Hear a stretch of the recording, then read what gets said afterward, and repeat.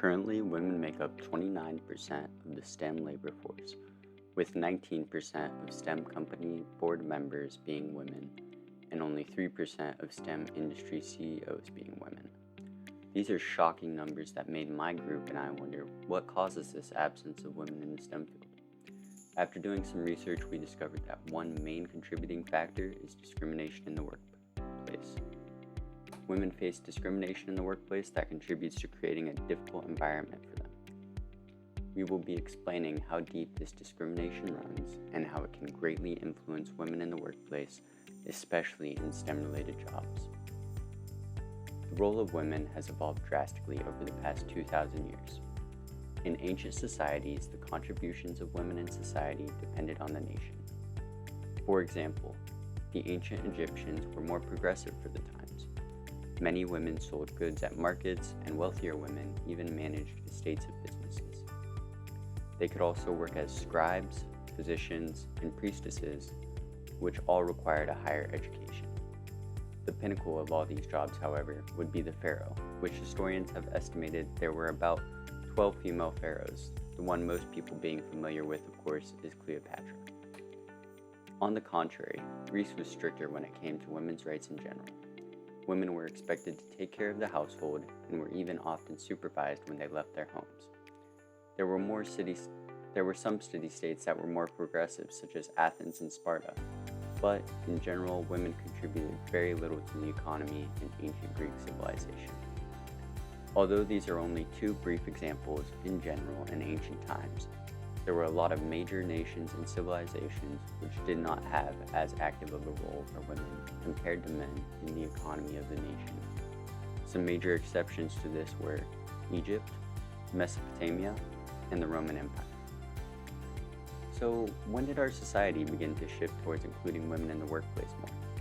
The most notable shift occurred around World War II with an influx of women into previously male-dominated jobs due to a lot of the men being drafted in the war.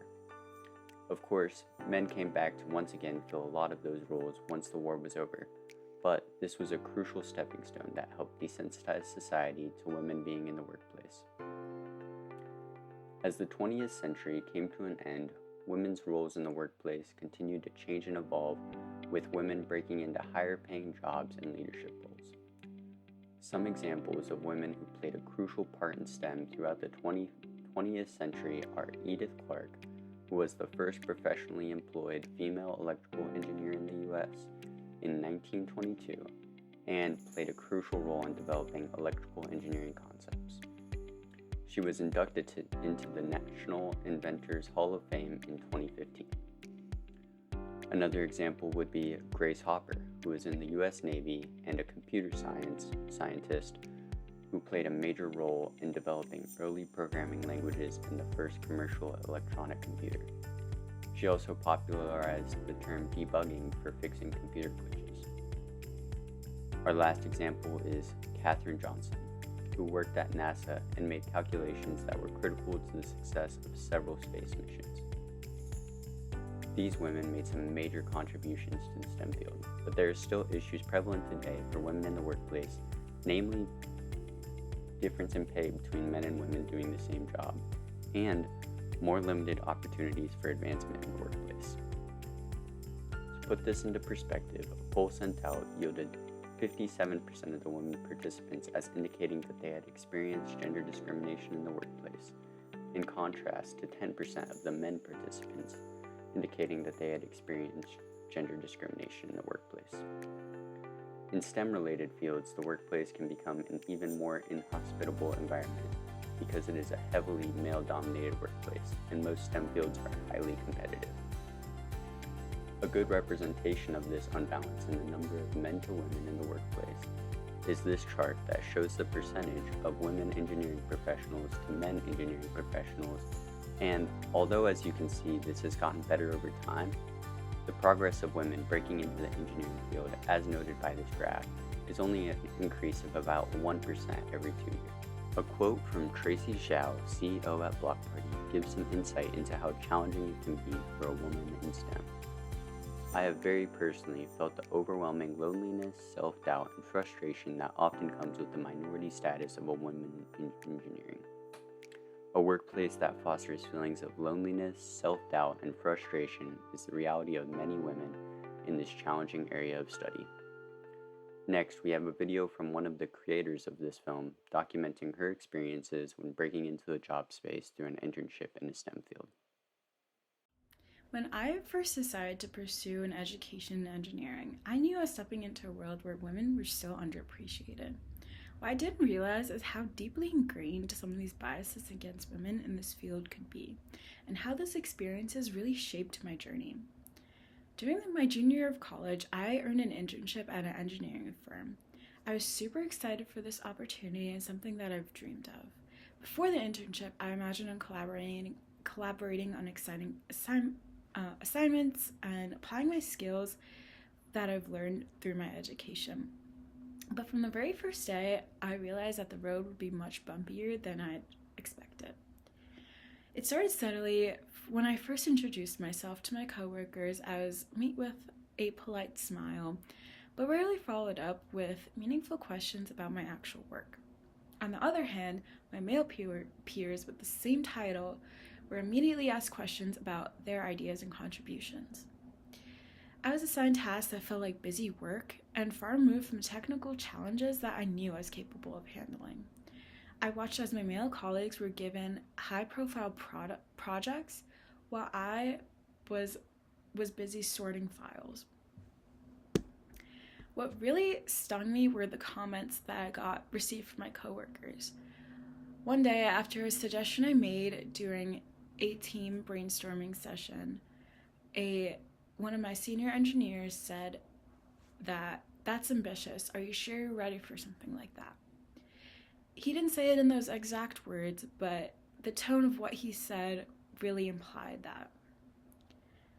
At first, I began to doubt myself. I asked, was I not good enough for this job? Was I imagining these barriers? But as weeks went on, it became clear that it wasn't about my abilities. It was about the deeply rooted biases in the workplace. Instead of giving into frustration, I decided to take action. I sought out mentors, both male and female, who believed in my potential and advocated for me. I asked for feedback and used it to grow. I started speaking up for myself, but not just for myself, but for women in the office who face similar challenges.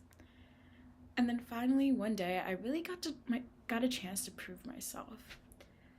One of the internship teams was struggling with a design flaw in a new product, so I offered my idea that I'd been quietly working on, and this time I didn't wait for someone to invite me to the table, I invited myself. And it ended up that my solution worked, and for the first time my contributions were recognized. This experience really taught me a powerful lesson, that gender discrimination may be a reality in STEM, but it does not have to define our stories. By standing up, speaking out, and supporting each other, we can challenge these biases and change the narrative.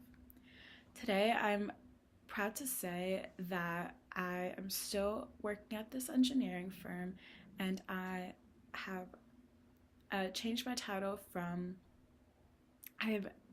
developed my title from engineering intern. So, to any women who have felt dismissed, underestimated, or outnumbered in their fields, just know you are not alone. Your voice matters, your ideas matter, and together we can build a future where gender is never a barrier to success. Thank you. As you can see from this video, women are faced with discrimination straight out of college. Discrimination in the workplace towards women is a rampant problem that, although having gotten better over the years, is still a major issue today. The input of women is neglected. They are overlooked for promotions, and we pay them an unfair amount compared to their peers. If we continue this trend, we are not only sending a negative message to young women in our country that they are not welcome in the workplace, as their male counterparts are, but we are also underutilizing the intelligent, hardworking women in our country for something as simple as gender.